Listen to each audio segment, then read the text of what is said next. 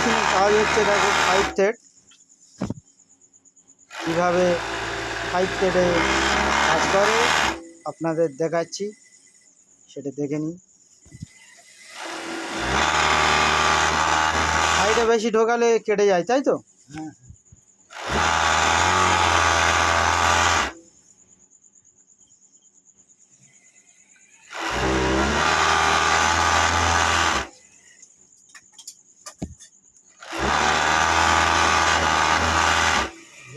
আরো অনেক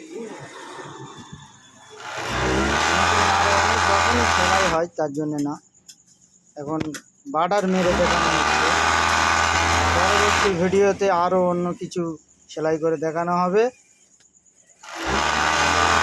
এই ভিডিওটা এখান দিয়ে সমাপ্ত থাক নাকি?